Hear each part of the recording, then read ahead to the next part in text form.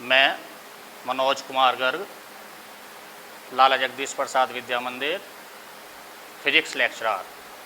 आज जो हमारा टॉपिक है प्रकाश का परावर्तन।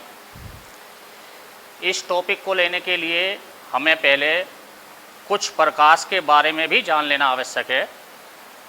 प्रकाश क्या होता है? हम सब देखते हैं कि हम प्रकाश की उपस्थिति में वस्तुएं देख पाते हैं। प्रकाश एक प्रकार की ऊर्जा है जो वस्तुओं को देखने के लिए हमारी आँखों की कोशिकाओं को उत्तेजित करती है। इसकी उपस्थिति में हम वस्तुओं को देख पाते हैं।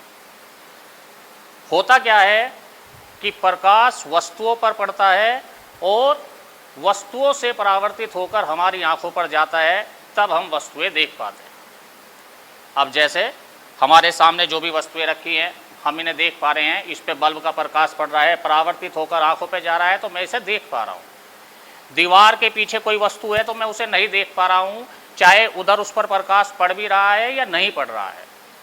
तो प्रकाश उस पर पड़कर आंखों पे जाना चाहिए। अब जैसे देखें, मेरे पास एक ये टॉर्च है, तो इस टॉर्च का प्रकाश अगर इस वस्तु पर पड़ेगा तो मुझे ये वस्तु दिखाई देगी, लेकिन अगर मैं इस टॉर्च का प्रकाश अपनी आंखों पर डालूँ तो मुझे वस्तु नहीं दिखाई देगी। प्रकाश वस्तु पर पड़ना चाहिए और परावर्तित होकर आंखों पे जाना चाहिए, तो वस्तु दिखाई देगी। तो इसलिए प्रकाश वो ऊर्जा हुई जो वस्तुओं को हमें दिखाने में मदद करती है, उसकी सहायता से हम वस्तुएं देख पाते हैं। अब जिन स्रोतों से प्रकाश आता है, जो प्रकाश के स्रोत हैं, उन्हें कहते हैं दीप्त वस्तुएं, और जो प्रकाश नहीं देते उन्हें कहते हैं अदीप्त वस्तुएं। सूर्य, चंद्रमा, ये प्राकृतिक प्रकाशिक स्रोत हैं। मोमबत्ती, बल्ब, माचिस की तीली, ये सब कृत्रिम प्रकाश स्रोत हैं, इनसे प्रकाश उत्पन्न किया जाता है। अब प्रकाश, सूर्य से प्रकाश आ रहा है, तो ये प्रकाश आता किस रूप में है? अब हम देखते हैं कि कहते हैं भाई प्रकाश आ रहा है, प्रकाश सरल रेखा के रूप में चलता है, लेकिन वास्तव में ऐसा नहीं है। प्रकाश विद्युत चुंबकीय तरंगों के रूप में चलता है, ये ऐसे, लेकिन हम तो कहते हैं सरल रेखा के रूप में चलता है। तो होता क्या है कि ये तरंग की जो लंबाई होती है यहाँ से यहाँ तक, ये तरंग दैर्ध्य लैम्डा कहलाती है। इसकी तरंग दैर्ध्य बहुत कम होती है, वेरी स्मॉल। तो आप ध्यान दें, अगर मैं इसे ऐसे बनाऊं,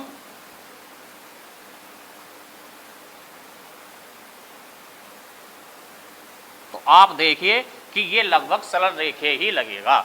तो प्रकाश वास्तव में विद्युत चुंबकीय तरंगों के रूप में चलता है, लेकिन इसकी तरंग दैर्ध्य बहुत कम होने के कारण ये सरल रेखा के रूप में चलता हुआ दिखाई देता है। अब प्रकाश स्रोत है, बल्ब है, बल्ब जल रहा है, तो वो बल्ब से क्या निकल रही हैं? किरणें। अब किरणें देखें, एक मैं ये 3 लाइनें खींचता हूं, तीनों में क्या अंतर है? इसे बीच वाली को हम कहते हैं किरण, इसे कहते हैं रेखा, और इसे कहते हैं रेखाखंड। रेखा जिसकी लंबाई अनिश्चित होती है वो रेखा कहलाती है। जिधर तीर का निशान लगा है ये कहीं तक भी बढ़ सकती है। इसका मतलब यह है किरण एक सिरा निश्चित होगा, बल्ब निश्चित है, बल्ब से जाएंगी, चारों तरफ को कहीं भी जा सकती है, तो ये कहलाती हैं किरणें। और किरणों का समूह वो कहलाता है किरण पुंज। एक किरण और किरणों का समूह वो कहलाता है किरण पुंज। और ये ऊपर वाला ये रेखा का भाग है जिसकी लंबाई निश्चित है, 5 सेंटीमीटर, 3 सेंटीमीटर, 2 सेंटीमीटर, ये कहलाता है रेखाखंड। अब प्रकाश इस रूप में चलता है। अब प्रतिबिंब, जो भी हमारे पास दर्पण या लेंस है, तो जब उससे प्रकाश किरण चलेगी तो उससे परावर्तन या अपवर्तन के पश्चात वो जिस बिंदु पर पहुंचेगी और जहां से आती हुई या जहां पर मिलती हुई प्रतीत होगी तो उसे कहेंगे प्रतिबिंब। एक दूसरी चीज होती है परछाई, छाया। ये दोनों अलग अलग चीज है, प्रतिबिंब और छाया। प्रतिबिंब और छाया अंतर समझें। मैं खड़ा हूं, मुझ पर बल्ब का प्रकाश पड़ रहा है, तो इस समय ये जो मेरी बन रही है ये है छाया, न कि प्रतिबिंब। क्या अंतर हुआ? छाया हमेशा काले रंग की ही होगी, चाहे वस्तु का रंग कुछ भी हो, मैंने कोई भी ड्रेस पहन रखी हो, उसका रंग कुछ भी हो, लेकिन जो मेरी छाया बनेगी वो हमेशा काले रंग की ही होगी। दूसरे, ये छाया निर्भर करेगी स्रोत जिससे प्रकाश आ रहा है और जिस पर प्रतिबिंब बन रहा है उनके बीच की दूरी पर। अगर मैं इसके सामने ये लगाऊं और आप ब्लैक बोर्ड पर देखें, इस समय यहां नहीं दिखाई देगा, तो आपने देखा हो सुबह के समय जब सूर्य निकलता है या शाम के समय सब सूर्य छिपता है तो हमारी परछाई लंबी हो जाती है पूरी, और दिन के समय परछाई बहुत छोटी रहती है। तो क्यों? क्योंकि उस समय स्रोत की और हमारे बीच की दूरी में अंतर आ गया। तो जब अंतर आ जाएगा तो छाया में भी अंतर आ जाएगा। तीसरे, छाया का आकार निश्चित नहीं होता, उसकी आकृति निश्चित होती है। अगर मेरी छाया बन रही है तो जो मेरी छाया बनेगी वो मेरे जैसी ही बनेगी, ऐसा नहीं कि वो कैसी भी बन जाए। तो ये चीज है छाया। और प्रतिबिंब, प्रतिबिंब किरणों के मिलने से बनेगा। कम से कम दो किरणें चलेंगी वस्तु से और वे मिलेंगी, तब उनके मिलने से प्रतिबिंब बनेगा। प्रतिबिंब होते कितने प्रकार के हैं? प्रतिबिंब दो प्रकार के होते हैं।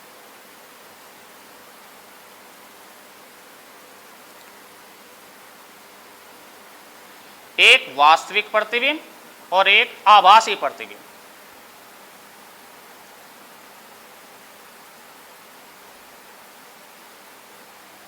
आप सुबह को दर्पण में अपना चेहरा देखते हैं तो जो आपको पीछे दिखाई देता है यह आपका प्रतिबिंब है। तो ये प्रतिबिंब आभासी प्रतिबिंब है। आपको अपने चेहरे का यहाँ पर आभास हो रहा है। ये आप किसी पर्दे पर, किसी दीवार पर, किसी वस्तु पर, जैसे मैंने हाथ किया हुआ है, तो क्या मुझे अपना हाथ पर दिखाई दे रहा है मुंह? नहीं। तो हम इसे किसी पर्दे पर नहीं ले सकते। तो ये प्रतिबिंब है आभासी प्रतिबिंब, जिसका हमें आभास होता है। और दूसरा होता है वास्तविक प्रतिबिंब। वास्तविक प्रतिबिंब को हम पर्दे पर ले सकते हैं जब वस्तु से चलने वाली किरणें परावर्तन या अपवर्तन के पश्चात वास्तव में मिलती हैं, तो वो कहलाता है वास्तविक प्रतिबिंब। आपने कैमरा देखा होगा, कैमरे में हम फोटो खींचते हैं तो उसमें पीछे रील लगी हुई होती है।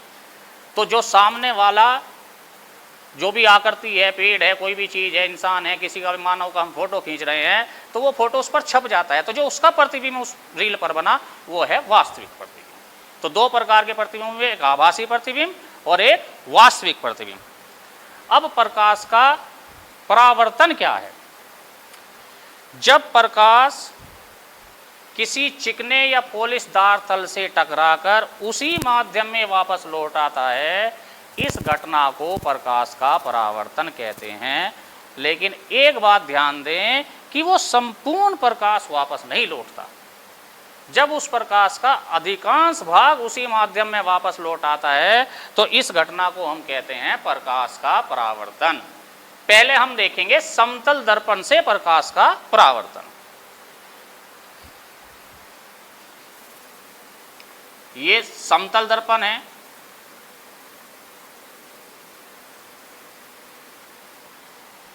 दर्पण और लेंस, प्रकाश में हम दोनों ही पढ़ेंगे। यहाँ अंतर क्या है दोनों में? दर्पण में एक साइड पॉलिश होगी, दूसरी साइड वो परावर्तक तल कहलाएगी। लेंस में कोई भी साइड पॉलिश नहीं होगी। ये मेरे पास है, ये लेंस है, इसकी कोई भी साइड पॉलिश नहीं है। इसकी एक साइड आप देख रहे हैं पॉलिश है, एक साइड पॉलिश नहीं है। तो ये है दर्पण, समतल दर्पण। इसकी कोई सी भी साइड पॉलिश नहीं है, तो ये दर्पण नहीं है, ये है समतल कांच की प्लेट। क्या है? समतल कांच की प्लेट। अब इस समतल दर्पण पे जब प्रकाश परावर्तित हुआ, ये प्रकाश की आपतित किरण, और जिस बिंदु पर आपतित होएगी इसे कहेंगे आपतन बिंदु।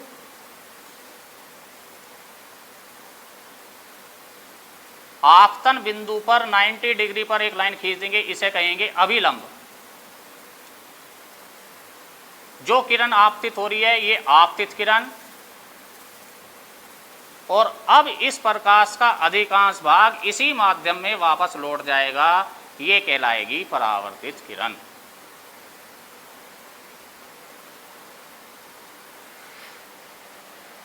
ये हुआ समतल दर्पण से प्रकाश का परावर्तन।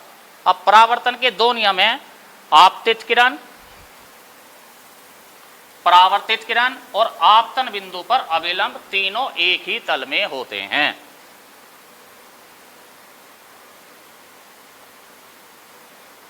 तीनों एक ही तल में होने का मतलब क्या है, जरा आप समझें।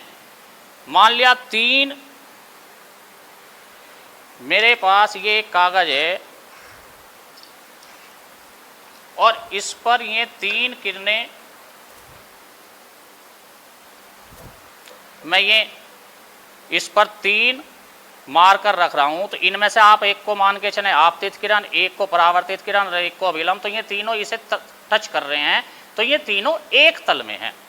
अब मैं इसे परावर्तित किरण को एक को ऊपर उठा देता हूं, तो ये तो इस तल को टच नहीं कर रहा है, तो इसका मतलब ये एक तल में अब नहीं है। अभिलंब तो मैं अपनी मर्जी से खींचूंगा। अब देखो मैं ऐसे कर देता हूं और तीसरा भी ऐसे ही ले लेता हूं, फिर ये कागज ऐसे तिरछा इनसे टच हो जाएगा, तो अब ये फिर तीनों एक तल में हो गए। लेकिन अगर ये ऐसे हो गया तो अब ये तीनों एक तल में नहीं है, तो तीनों एक ही तल में होंगे।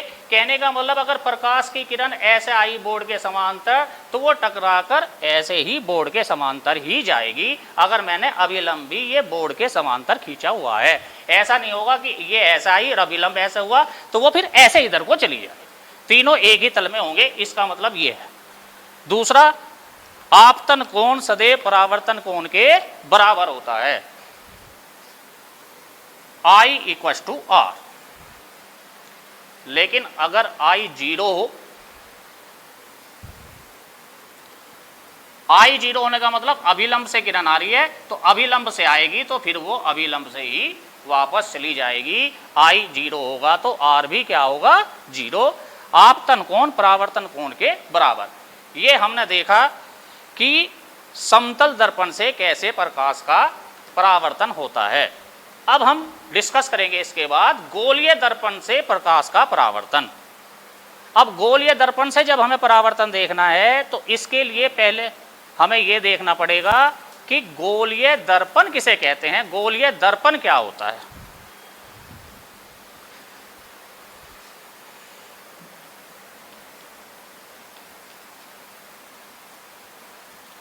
अभी मैंने आपको बताया था कि जो दर्पण होता है, दर्पण में एक साइड पॉलिश होती है और एक साइड पॉलिश नहीं होती। जो पॉलिश नहीं होती उसे हम परावर्तक तल कहते हैं। गोलीय दर्पण का मतलब क्या है, एक अगर हम कांच का खोखला गोला लें और उसमें से ऐसे मैं यहां कट लगा दूं, तो जो इधर से निकलेगा मेरे पास ये एक प्लेट सी होगी, और इस प्लेट पर अगर मैं अब नीचे की साइड में पॉलिश कर दूं, तो पॉलिश करने के बाद ये ऊपरी तल परावर्तक तल रहेगा, तो इसे कहेंगे गोलीय दर्पण। इधर पॉलिश कर दी दूसरी तरफ, तो ये भी कहलाएगा गोलीय दर्पण। इधर पॉलिश कर दें या इधर पॉलिश कर दें, ये है गोलीय दर्पण।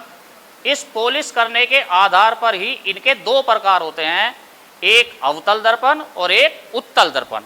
अगर मैं उभरे हुए तल पर पॉलिश करता हूं तो ये कहलाता है अवतल दर्पण, और अगर मैं इस दबे हुए तल पर पॉलिश करता हूं, यानी उभरा हुआ तल परावर्तक तल होता है, तो ये कहलाता है उत्तल दर्पण। ये दोनों ही गोलीय दर्पण हैं। अब जरा एक कंफ्यूजन को दूर करें। ये मेरे पास इस समय तीन दर्पण हैं।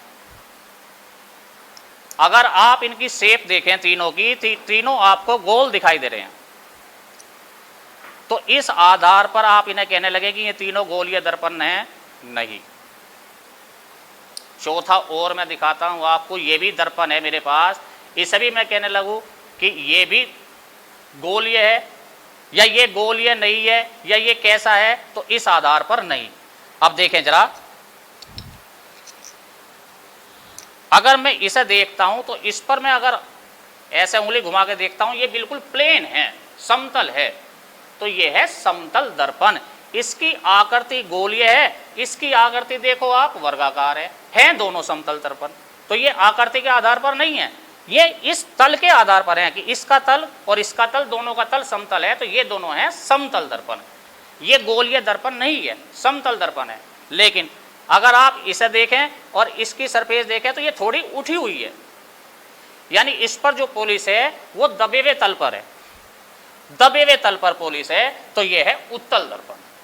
और इसे देखें तो इसकी जो पॉलिश है वो उभरे हुए तल पर है, यानी इसका जो दबा हुआ तल है वो परावर्तक तल है, तो ये कहलाएगा अवतल दर्पण। अंतर समझ में आ गया होगा। ये नहीं कि हम उसकी आकृति देखें, आकृति देखी जी गोल, तो ये गोलीय दर्पण नहीं, पहले उसका तल देखना होगा। तो अगर उसका तल समतल है तो वो समतल दर्पण होगा, चाहे उसकी आकृति कैसी भी। अब इन दर्पण में कुछ भाग होते हैं।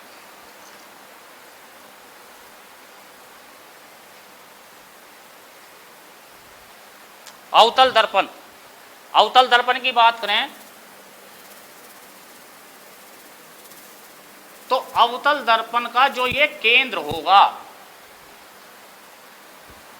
जो दर्पण का केंद्र होगा, ये मध्य बिंदु, इस केंद्र को कहेंगे ध्रुव, पोल, ध्रुव। ये दर्पण जिस गोले का एक भाग होता है, उस गोले के केंद्र को,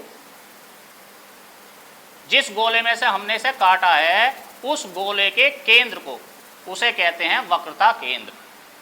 क्या कहते हैं? वक्रता केंद्र।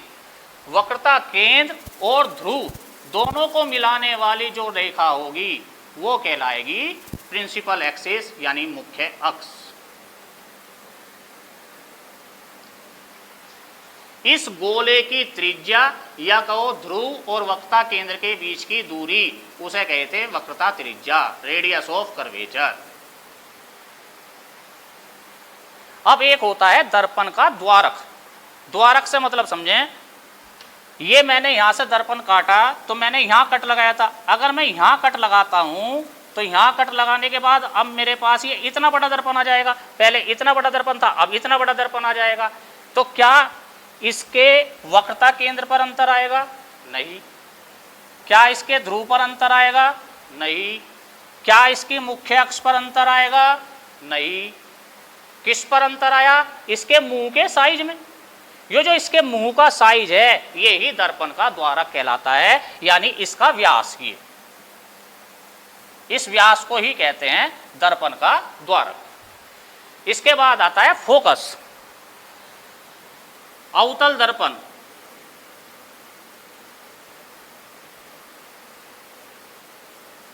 मुख्य अक्ष के समांतर आने वाली किरणें दर्पण से परावर्तन के पश्चात मुख्य अक्ष के जिस बिंदु से होकर जाती हैं उसे अवतल दर्पण का फोकस कहते हैं। उत्तल दर्पण में कहें तो मुख्य अक्ष के समांतर आने वाली किरण परावर्तन के पश्चात जिस बिंदु से आती हुई प्रतीत होती है, ये तो जिस बिंदु से ये अब आती हुई प्रतीत हो रही है परावर्तन के पश्चात, इसे उत्तल दर्पण का फोकस कहेंगे। ये फोकस यहां देखें P और C के बीच में होता है, बिल्कुल F। ध्रुव और फोकस के बीच की दूरी, P और F के बीच की दूरी, ये कहलाती है फोकस दूरी F। और ये फोकस दूरी रेडियस ऑफ कर्वेचर की, यानी वक्रता त्रिज्या की आधी होती है। फोकस दूरी वक्रता त्रिज्या की आधी होती है। अब हम इसके बाद देखेंगे गोलीय दर्पण से परावर्तन कैसे होता है। प्रोसीजर वही है, नियम वही है, बस जरा आप ध्यान देकर समझ लें, आपकी समझ में आ जाएगा।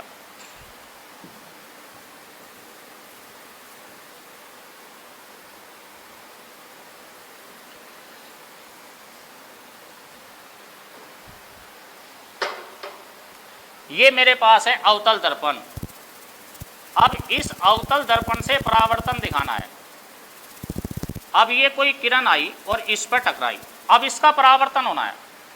जो हमने समतल दर्पण में देखा था, तो परावर्तन के लिए पहले इस बिंदु पर क्या खींचा, अभिलंब। तो अब इस बिंदु पर भी हमें अभिलंब खींचना है। तो समतल दर्पण पे तो हमने क्या करा था, प्लेन था और उस पर 90 डिग्री की रेखा खींच दी थी, अभिलंब कहलाया था। इस पर भी क्या करेंगे, 90 डिग्री की रेखा खींचनी है, लेकिन ये तो वक्रीय तल है। तो 90 डिग्री की रेखा खींचने के लिए पहले इस पे एक स्पर्श रेखा और उस पर स्पर्श रेखा पे लंब खींच देंगे, वही अभिलंब कहलाएगा। और आपने पहले पढ़ा होगा, अगर किसी गोले में कोई स्पर्श रेखा खींचे किसी बिंदु पर, उस पर लंब खींचे, तो वो कहाँ से होके जाता है, इसके केंद्र से। तो इसी तरह इस दर्पण का जो वक्रता केंद्र होगा C, इस C को इस बिंदु से मिला दो, ये ही इस पे अभिलंब है। क्या समझ में बात आई? इस गोलीय दर्पण के जिस बिंदु पे भी अभिलंब खींचना है, उस बिंदु को उस दर्पण के वक्रता केंद्र से मिला दो, तो वो उस पर कहलाएगा अभिलंब। और ये आने वाली किरण थी हमारी आपतित किरण। अब आपतित किरण और अभिलंब, इन दोनों के बीच जो कोण बनता है वो आपतन कोण I। और दूसरा परावर्तन का नियम है कि I इक्वल टू किसके होना चाहिए, R के। आपतन कोण परावर्तन कोण के बराबर होना चाहिए। परावर्तित किरण अभिलंब के दूसरी ओर बनेगी, तो इसका मतलब अब यो किरण परावर्तित होकर इधर से आएगी दूसरी ओर से, और इस I के बराबर में इतना ही क्या बन जाएगा, R। ये हो गई परावर्तित किरण। ये हुआ इस अवतल दर्पण से परावर्तन। उत्तल दर्पण से परावर्तन देखना है,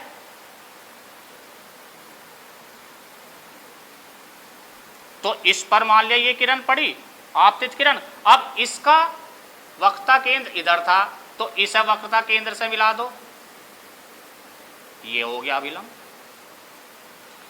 आपतित किरण और अभिलंब के बीच का ये कोण हो गया आपतन कोण I। अब परावर्तित किरण इधर दूसरी तरफ बनेगी अभिलंब के, I के बराबर इधर कोण बना दो R, और फिर यहां से जाती हुई एक लाइन खींच दो, तो ये हो गई परावर्तित किरण। तो इसमें इधर को जाएगी ऊपर को, इसमें नीचे को मिलेगी। तो ये पीछे बढ़ाने पे अब जिस बिंदु से आती हुई प्रतीत होगी उसे ही फोकस कहेंगे, और वो इस दोनों के बिल्कुल मध्य में होगा। तो दोनों में परावर्तन सेम है, समतल दर्पण हो चाहे उत्तल या अवतल दर्पण हो, नियम वही लगने परावर्तन के। I बराबर किसके होना है, R के। अब इसके बाद इस गोलीय दर्पण से जो प्रतिबिंब बनते हैं, उस प्रतिबिंब बनने के कुछ नियम है गोलीय दर्पण से। फर्स्ट,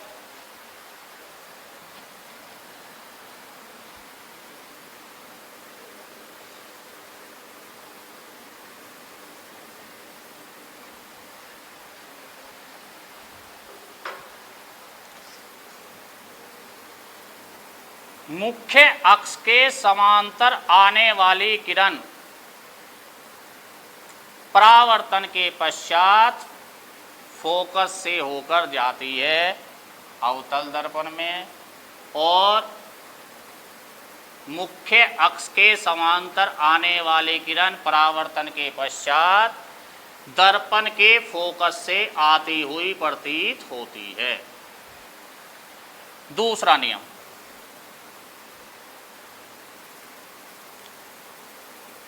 जो किरण फोकस से होकर जाएगी वो परावर्तन के पश्चात मुख्य अक्ष के समांतर हो जाएगी। उत्तल दर्पण की बात करें तो जो किरण फोकस की ओर जाती प्रतीत होगी वो परावर्तन के पश्चात मुख्य अक्ष के समांतर हो जाएगी। तीसरा नियम, वक्रता केंद्र से जाने वाली किरण परावर्तन के पश्चात उसी मार्ग पर वापस लौट आती है। इन तीनों नियमों का इस्तेमाल करते हुए अब अवतल दर्पण से भी प्रतिबिंब का बनना और उत्तल दर्पण से भी प्रतिबिंब का बनना। अवतल दर्पण से प्रतिबिंब बनने के लिए देखो हमारे पास 6 स्थितियां हैं। कितनी स्थितियां? 6। 6 स्थिति में अगर हम वस्तु रखेंगे तो उन सब स्थितियों के लिए प्रतिबिंब अलग अलग बनेगा। एक तरफ से जरा ये स्थितियां ध्यान रखें। नंबर एक स्थिति अनंत पर, ये P हुआ, ये F, ये C। दूसरी स्थिति जब वक्रता केंद्र से थोड़ी दूर, तीसरी स्थिति वक्रता केंद्र पर, चौथी C और F के बीच, पांचवी स्थिति F पर और छठी स्थिति F और P के बीच। ये 6 स्थितियां ऐसी हैं जहां पर हम वस्तु रख सकते हैं। इन 6 स्थितियों के लिए अलग अलग प्रतिबिंब बनेगा। अब इससे प्रतिबिंब बने कैसे, आप एक दो समझ लें तो सारे प्रतिबिंब अगर नाप कर बनाएंगे तो बिल्कुल अपने आप प्रतिबिंब की स्थिति, प्रतिबिंब की लंबाई, प्रतिबिंब वास्तविक आभासी कैसा होगा, सब कुछ बिल्कुल क्लियर आएगा। ध्यान दें,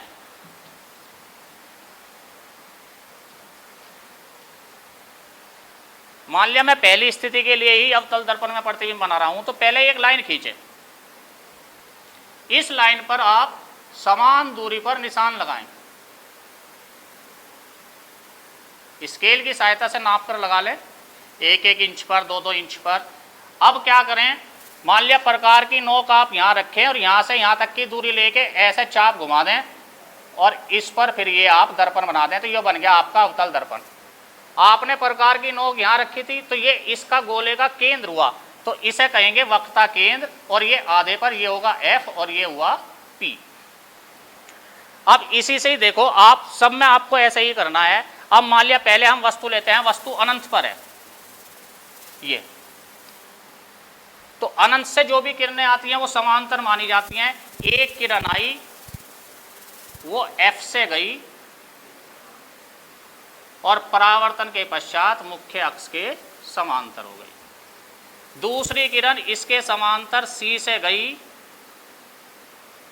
और वो इसी मार्ग से वापस, तो दोनों किरणें यहाँ काट रही हैं, तो अगर मैं इसे मिलाऊं तो ये प्रतिबिंब बना F के नीचे। तो अनंत पर रखी वस्तु का जो प्रतिबिंब बना वो कहाँ बना, फोकस पर।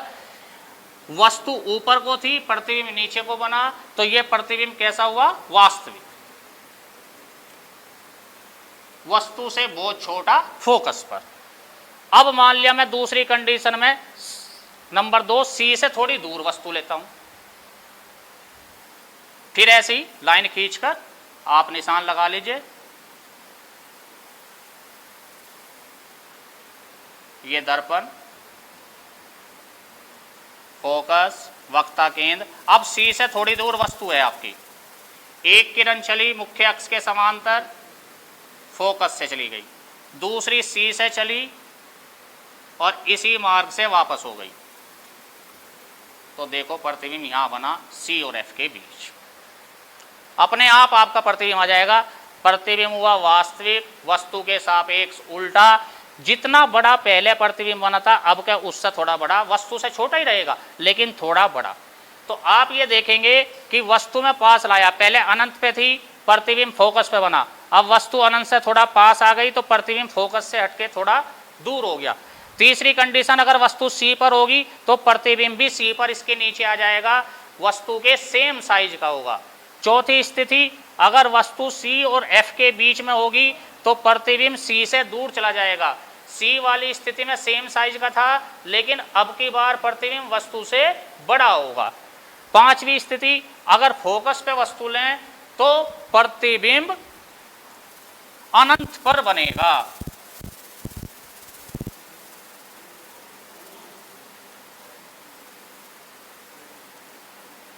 अगर फोकस पे वस्तु है तो एक किरण समांतर जाएगी, फोकस से मुड़ गई, और दूसरी अगर मैं C से बनाऊं तो ये बिल्कुल इसके समांतर, तो ये अनंत पे जाके प्रतिबिंब बनेगा। तो प्रतिबिंब अनंत पर बनता है, वस्तु के सापेक्ष बहुत बड़ा। तो कहने का मतलब, अगर वस्तु पास आती जा रही है, प्रतिबिंब दूर हटता जा रहा है। पहले वस्तु अनंत पर थी तो प्रतिबिंब बना था फोकस पर, अब प्रतिबिंब फोकस से दूर हटता चला जाएगा, वस्तु पास आती चली जाएगी। लेकिन छठी कंडीशन के लिए अंतर है, अगर वस्तु F और P के बीच हो। तो अगर मैं वस्तु को F और P के बीच लेता हूं,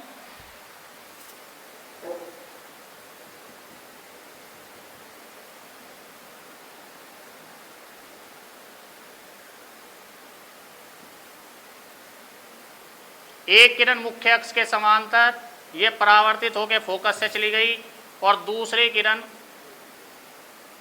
ऐसे सी से ही वापस, तो अब की बार ये इधर कहीं नहीं मिलेंगी, तो इन्हें पीछे बढ़ाना पड़ेगा और ये पीछे जाने पर मिलेंगी। तो जब किरण आगे पीछे बढ़ाने पर मिलती हैं तो प्रतिबिंब होता है, क्योंकि ये पुलिस वाली साइड के बन रहा है तो ये प्रतिबिंब हुआ आभासी। तो इस कंडीशन में प्रतिबिंब आभासी होगा, वस्तु से बड़ा होगा।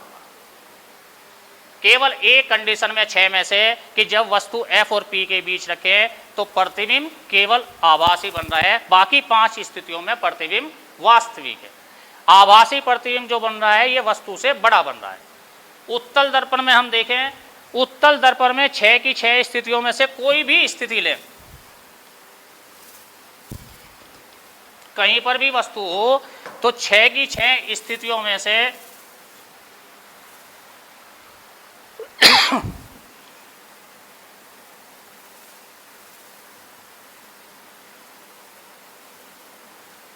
इसके F और C इधर होंगे।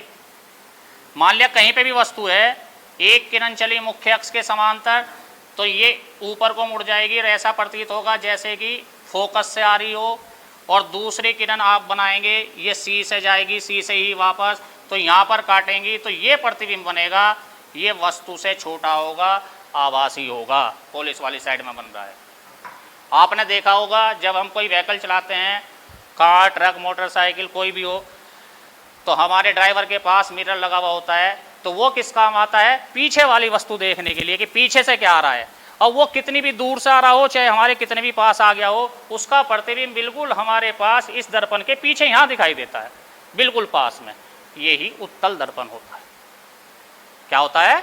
उत्तल दर्पण। चाहे वस्तु कितनी भी दूर हो, उसका प्रतिबिंब बिल्कुल यहाँ दर्पण के पास ही C और F के बीच में ही बनता रहेगा, और हमें पीछे से दिख जाएगी कि वस्तु कौन सी वस्तु हमारी आ रही है और वो कहाँ पर है। हम उसका अंदाजा भी लगा लेते हैं कितनी दूर है। मान लिया इसकी जगह समतल दर्पण लगा लेते। समतल दर्पण में क्या अंतर है कि समतल दर्पण में जितनी साइज की वस्तु होगी उतनी साइज का प्रतिबिंब पीछे दिखाई देगा, जितनी दूर वस्तु होगी उतनी दूर वस्तु दिखाई देगी।